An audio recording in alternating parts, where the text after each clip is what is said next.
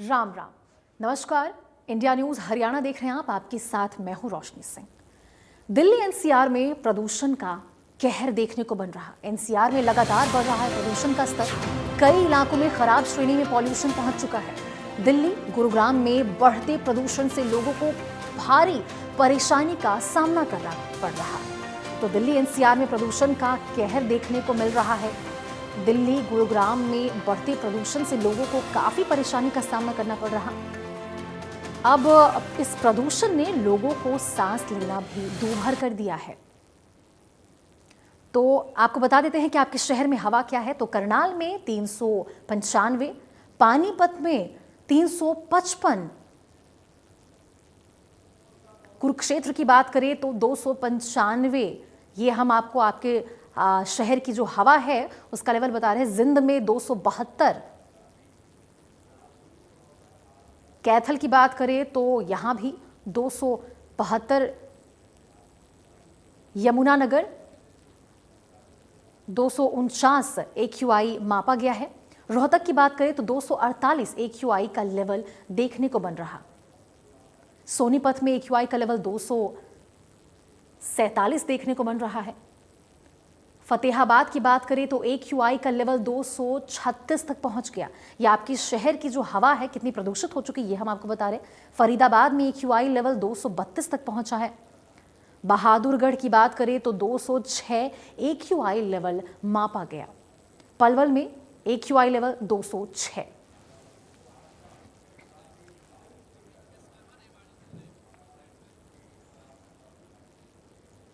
इस पर ज्यादा जानकारी के साथ हमारे संवाददाता अमित विश्वकर्मा हमारे साथ लाइव जुड़ चुके हैं। अमित, जिस प्रकार से ये प्रदूषण अब दम घोंटू बनता जा रहा है, तो लोगों के द्वारा क्या सावधानी बरती जा रही है और सरकार के द्वारा क्या गाइडलाइंस दिए गए इस पे? जी, आपको बता दें कि रेवाड़ी में भी क्योंकि रेवाड़ी दिल्ली एनसीआर का हिस्सा है, ऐसे में गुड़गांव और रेवाड़ी के बाद रेवाड़ी सबसे प्रदूषित शहरों में शुमार हुआ है पिछले कई दिनों से, क्योंकि एनसीआर में शामिल तमाम औद्योगिक इकाइयां यहाँ पे संचालित होती हैं। और आज सुबह 8 बजे का AQI भी 295 दर्ज किया गया है, जो कि वेरी पुअर कंडीशंस में आता है। ऐसे में आप समझ सकते हैं किस तरह से लगातार जो एनसीआर की आबोहवा किस तरह से कहीं ना कहीं सांस घोटने वाली बनती जा रही है। तमाम तरह की गाइडलाइन सरकार की ओर से जारी की जाती है, वो पोल्यूशन कंट्रोल डिपार्टमेंट हो या फिर हरियाणा सरकार या फिर रेवाड़ी एडमिनिस्ट्रेशन, तमाम गाइडलाइन जारी जरूर की जाती है, लेकिन जमीनी स्तर पर उसको फॉलो करते हुए या उसको क्रियान्वयन करते हुए कोई दिखाई नहीं देता। उसी का परिणाम है कि लगातार जिस तरह से जो बढ़ता प्रदूषण पर अंकुश पाया जाना था वैसा होता हुआ दिखाई नहीं देता, और ये आंकड़ा लगातार बढ़ता जा रहा है क्योंकि ग्रैब टू लागू किया जा चुका है। ऐसे में तमाम कंडीशंस लगाई गई थी ताकि जो बढ़ता प्रदूषण उस पर अंकुश लगाया जा सके। और ग्रैब का मतलब भी यही होता है कि जो चरणबद्ध तरीके से जो पाबंदियां लगाई जाती है ताकि जो बढ़ता प्रदूषण पर अंकुश लगाया जा सके। तमाम जो कंस्ट्रक्शन साइट्स है, जो बड़ी साइट्स होती है, वहां पर पानी का छिड़काव करना होता है, सड़कों पर पानी का छिड़काव करना होता है, और तमाम जो पेड़ होते हैं उनकी धुलाई करनी होती है ताकि जो हवा में धूल के कण है उनको कम से कम किया जा सके और लोग कोई ना कहीं स्वस्थ हवा ले सके और अपने स्वास्थ्य को दुरुस्त रखा जाए। लेकिन ऐसा होता हुआ दिखाई नहीं देता। रेवाड़ी में प्रशासन, खासकर प्रदूषण जो नियंत्रण विभाग है, पोल्यूशन कंट्रोल डिपार्टमेंट है, पूरी तरह से फेल नजर आता है यदि हम उपाय करने की बात कर लें। वहीं स्वास्थ्य विभाग जरूर एक्टिव दिखाई देता है। स्वास्थ्य विभाग की ओर से कई गाइडलाइन जारी कर दी गई थी कि जो सुबह के समय खासकर बुजुर्ग घरों से बाहर न निकले, मॉर्निंग वॉक के लिए ना निकले, ताकि जो बढ़ता प्रदूषण है उनके स्वास्थ्य पर विपरीत असर न डाले। क्योंकि जो अस्थमा की बीमारी, फिर सांस के रोगी, तमाम ऐसे रोगी, उनके लिए प्रदूषण बेहद खतरनाक होता है और उनके स्वास्थ्य पर बेहद विपरीत असर डालता है। इसी के चलते स्वास्थ्य विभाग की ओर से लगातार गाइडलाइन जारी की गई है। और बढ़ते प्रदूषण का आप इस बात से बहुत बहुत शुक्रिया इस पर जानकारी देने के लिए। अब वीरेंद्र हमारे सहयोगी हमारे साथ कैथल से जुड़े हुए हैं। वीरेंद्र, ये बताइए, ये तो हर साल की कहानी है। पिछले साल भी ऐसे ही दिवाली पहले हम त्योहार मनाते हैं, उसके बाद प्रदूषण देखने को मिलता है। इस साल फिर वही दशा देखने को मिल रही है। तो क्या सरकार की तरफ से कोई खास गाइडलाइन है, या लोग बच्चों को घर से बाहर निकालने के लिए या फिर बुजुर्ग जो सुबह टहलने जाते हैं तो उन लोगों की तरफ से कोई एहतियात बरता जा रहा है, क्या है? और वहाँ के प्रदूषण क्या अभी देखने को स्तर देखने को मिल रहा है, ये बताइए। देखिए रोशनी, अगर कैथल के एक्यूआई की बात करूं तो यहाँ पर लगभग 250 से और 300 के बीच रहता है। जैसे जैसे शाम होती है प्रदूषण बढ़ता है। क्योंकि जिस एरिया में मैं रहता हूँ, जहाँ कैथल, करनाल या फिर कुरुक्षेत्र का जो एरिया है, और कैथल से सटा ही पंजाब का एरिया है, तो ये तमाम जो एरिया है, हम जी। इसे कह सकते हैं रूरल एरिया इसमें ज्यादा है। किसानी ज्यादा होती है, तो इस एरिया में जाहिर सी तौर पर है कि धान की फसल भी होती है, और किसान जो है अपनी खेतों में जो धान के अवशेष है उनमें भी आग लगाते हैं। तो जैसा कि मैंने विजुअल्स भी भेजे थे कि पपनावा के नजदीक जो किसान है वो अपने खेतों में पराली के जो अवशेष है वो जला रहे हैं। कहीं ना कहीं पीछे त्योहारों का सीजन भी था। इसके अलावा अगर बात करूं यहाँ आसपास के एरिया में, सभी सड़कें टूटी हुई हैं, और जिसकी वजह से मैं कह सकता हूं कि जो धूल मिट्टी है वो उड़ती है। सीधा सीधा असर इसका एक्यूआई पर पड़ता है। एयर क्वालिटी इंडेक्स जो है वो लगातार गिरता रहा है। जैसे जैसे सर्दियां बढ़ेगी, कहीं ना कहीं हवा में नमी होगी, तो उसकी वो भी एक वजह है कि एयर क्वालिटी इंडेक्स जो है वो बढ़ता है। तो एक तो त्योहारी सीजन गया है, इसके अलावा जो है धान का, पैडी का सीजन गया है, तो एक्यूआई बढ़ना लाजमी है। जिसके बाद हमने डॉक्टरों से भी बात की थी, कैथल की जो सीएमओ है उससे भी बात की थी। उन्होंने बताया था कि जो मरीजों की संख्या है, जैसे कि छाती में जकड़न होना, या फिर अस्थमेटिक जो पेशेंट है, या फिर आंखों में जलन के जो पेशेंट है, उनकी संख्या लगातार बढ़ रही है। उनकी ओपीडी लगातार अस्पतालों में वो बढ़ रही है। तो उसको लेकर उन्होंने एहतियात बरतने के लिए भी कहा है कि जो बुजुर्ग है या फिर बच्चे हैं वो इस पर एहतियात बरतें, मास्क लगाए, या फिर लगातार जो मेडिसिन है या गर्म पानी है वो पीते रहें। लगातार प्रशासन भी जो है इस पर जी। सख्ती बरते हुए कंस्ट्रक्शन के जो काम है उनको लेकर सख्त दिशा निर्देश दिए गए हैं। इसके अलावा अगर एग्रीकल्चर विभाग की बात करें, वो लगातार किसानों को भी जागरूक करता रहा है। और पुलिस विभाग की अगर बात करूं, एग्रीकल्चर विभाग के माध्यम से वो जो किसान फसल के अवशेष जला रहे हैं उन पर कार्रवाई भी कर रहा है। लेकिन बावजूद इसके कुछ लोग नहीं मानते, कुछ किसान जो है वो फसल के जी। अवशेष जला रहे हैं, जिसके तहत जो पुलिस विभाग है या फिर कृषि विभाग है उन पर कार्रवाई भी कर रहा है। इसको लेकर कैथल के जो विधायक है आदित्य सुरजेवाला, उन्होंने भी एक चिंता जाहिर की थी कि हुँ। पूरे हरियाणा की अगर बात करें, पूरे हरियाणा में 24 स्थानों पर 36 एक्यूआई मॉनिटरिंग सेंटर है, लेकिन वो बंद पड़े हैं। उनमें सिर्फ 3 सेंटर हैं जो गुड़गांव या फरीदाबाद के एरिया में एक्टिव हैं, लेकिन वो सारे बंद पड़े हैं। तो उन्होंने ये चिंता जाहिर की थी कि अगर ये एक्यूआई सेंटर ही नहीं चल रहे तो सरकार किस तरह की मॉनिटरिंग कर रही है। तो कहीं ना कहीं एक चिंता का विषय जरूर है। जैसे जैसे आगे दिसंबर की तरफ बढ़ेंगे तो कहीं ना कहीं एक्यूआई पर जी। असर जरूर होगा, एक्यूआई लेवल बढ़ेगा, और लोगों के स्वास्थ्य से कहीं ना कहीं असर जरूर पड़ सकता है। तो जी रोशनी। वीरेंद्र, देखिए, फिर से वही पॉल्यूशन है और फिर से कोई सॉल्यूशन नहीं है। तो चलिए, सरकार तो जो गाइडलाइंस निकालती हैं और ये बताती हैं हमारे लिए, वो तो ठीक है, पर जो जनता है उन्हें भी तो अपने ऊपर ध्यान देने की ज़रूरत है ना। उन्हें भी तो अपने बच्चों के बारे में, अपने परिवार को लेकर सोचने की ज़रूरत है। तो जहाँ पे आप वहाँ होंगे, आपने लोगों से बातचीत की होगी, क्या जो लोग हैं उनकी तरफ से खुद वो एहतियात बरत रहे हैं? क्या वो बच्चों को सुबह और शाम घर से बाहर जाने से रोक रहे हैं?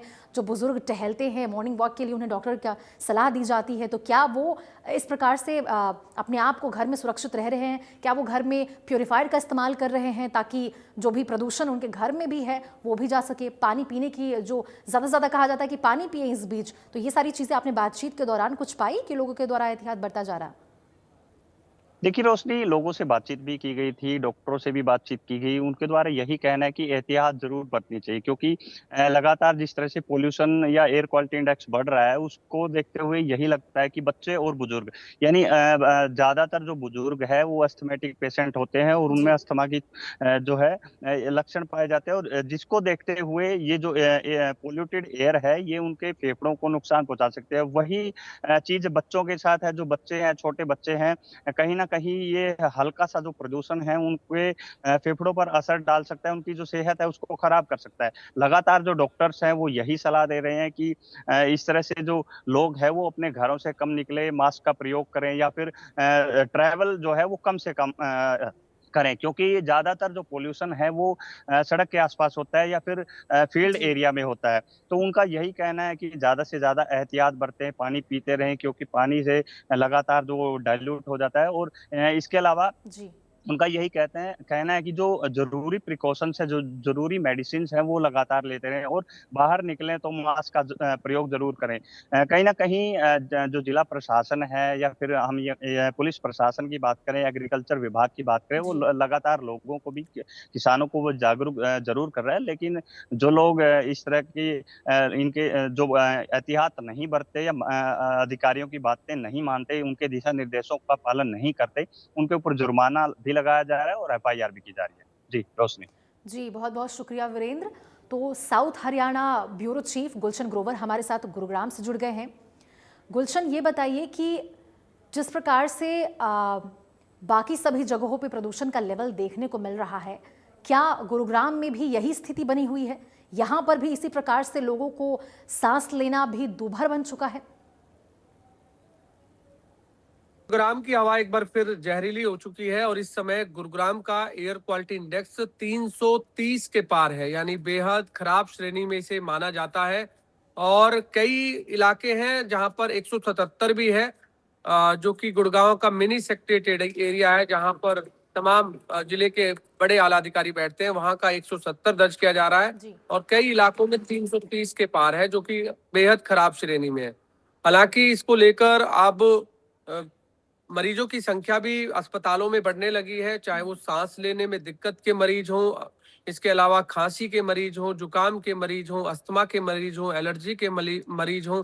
ये ओपीडी की संख्या अस्पतालों में बढ़ी है, चाहे सिविल अस्पताल हो चाहे वो प्राइवेट अस्पताल हो। इस समय खचाखच मरीजों से भरा हुआ है, क्योंकि अभी हाल ही के दिनों में जो फेस्टिवल सीजन चल रहा था उसको देखते हुए अस्पतालों में मरीज कम थे, लेकिन जैसे फेस्टिवल खत्म हुआ, चाहे दिवाली हो, भैया दूज हुआ, गोवर्धन पूजा हुई, ये तमाम फेस्टिवल जब खत्म हुए तो अब अस्पतालों में भी मरीजों की संख्या बढ़ी है। अब इसको लेकर जो गुड़गांव नगर निगम है, गुड़गांव नगर निगम ने एक इसको लेकर टीमें भी गठित की हैं, जो कि 80 असिस्टेंट सैनिटेशन इंस्पेक्टर की ड्यूटी इस दौरान लगाई है। और 80 जो असिस्टेंट सैनिटेशन इंस्पेक्टर होंगे वो निगरानी रखेंगे ग्रैप स्टेज 2 की। जो ग्रैप स्टेज 2 में जो भी नियम है, चाहे वो सड़कों पर कूड़ा जलाने वाली बात हो या फिर कोयला की बात हो, जनरेटर की बात हो, या समय समय पर सड़कों पर जो धूल मिट्टी है उनकी भी देख रेख वो करेंगे कि जिनकी भी ठेकेदारों की जो ड्यूटी है स्वीपिंग मशीनों द्वारा या टैंकरों से पानी के छिड़काव द्वारा वो हो रहा है या नहीं हो रहा है। लेकिन अभी तक हम बात करें, अभी तक केवल ये औपचारिकता अभियान हम कह सकते हैं चल रहा है, क्योंकि सड़कों पर मिट्टी उतनी ही है जितनी पहले थी।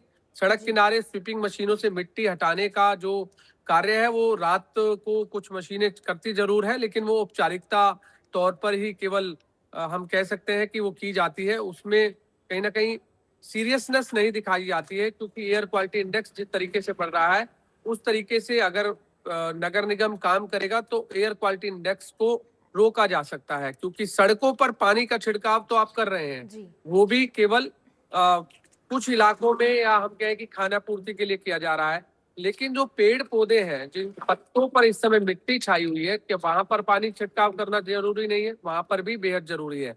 अब जो 80 असिस्टेंट सैनिटेशन इंस्पेक्टरों की जो ड्यूटी लगाई है कि वो निगरानी करेंगे और वो 200 चालान हर रोज करेंगे। हर रोज उन्हें 200 चालान एक जोन में करने होंगे। गुड़गांव में 4 जोन है, ईस्ट वेस्ट साउथ नॉर्थ, तो इसलिए चारों जोनों में अलग अलग 200 चालान के हिसाब से 800 चालान रोजाना उन्हें करने होंगे।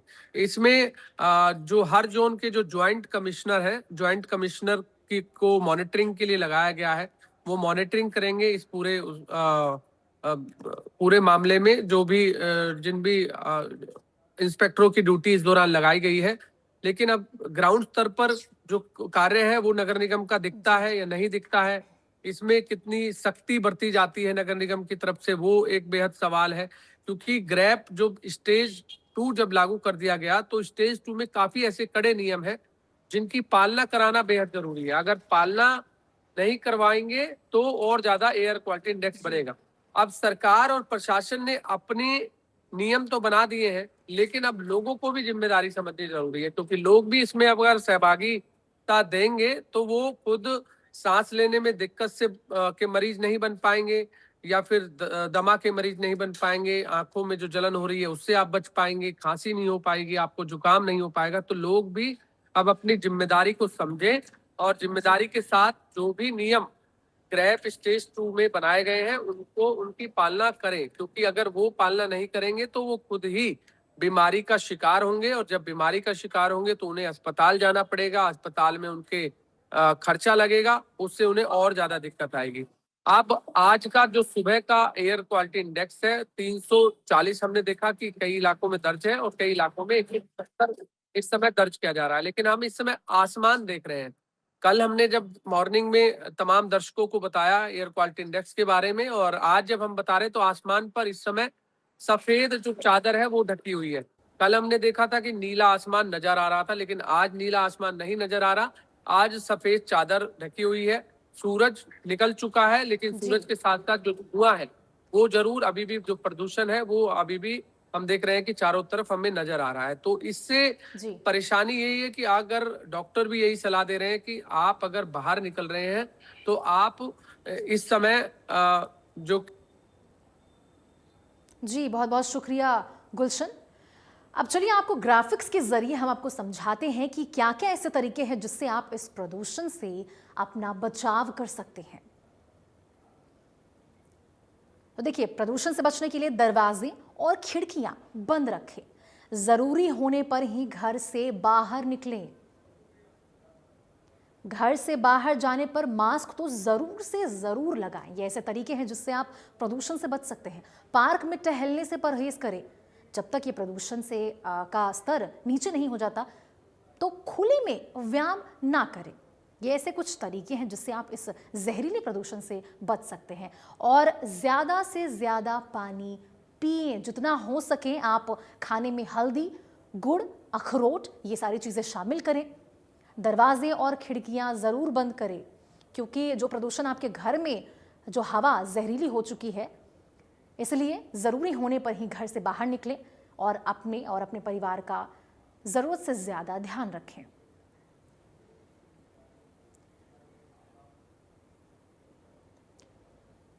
तो देखिए, ये ऐसे कुछ तरीके थे जिससे आप प्रदूषण से, इस जहरीले प्रदूषण से बच सकते हैं और अपने परिवार को सुरक्षित रह सकते हैं। तो खबरों में अभी के लिए इतना ही। तमाम देश और दुनिया की बड़ी खबरों के लिए देखते रहिए इंडिया न्यूज़ हरियाणा।